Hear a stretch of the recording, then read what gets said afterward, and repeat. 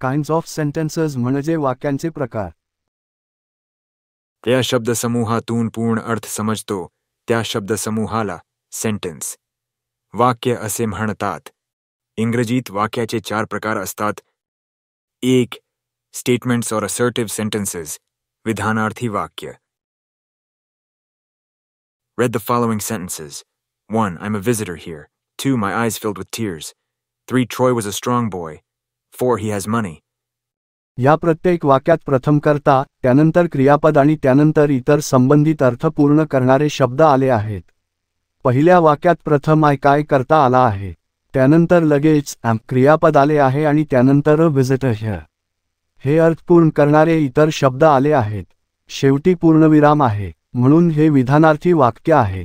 अशा प्रकारच्या वाक्यात काही विधान केलेले असते किंवा एखादी गोष्ट सांगितलेली असते. विधानार्थी वाक्य 2 प्रकारची असतात. 1. अफर्मेटिव्ह सेंटेन्स, होकारार्थी वाक्य. अफर्मेटिव्ह स्टेटमेंट्स म्हणजेच होकारार्थी विधाने. आपण सुरुवातीला जी 4 उदाहरणे पाहिली आहेत ते सर्व होकारार्थी विधाने आहेत, म्हणजेच अफर्मेटिव्ह सेंटेन्सेस. 2.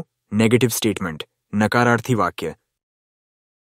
तो नेगेटिव्ह स्टेटमेंटमध्ये no, not, never, nothing, no one, none, nobody इत्यादी नकार दर्शवणाऱ्या शब्दांचा उपयोग केला जातो. Read the following sentences. 1. He has no money.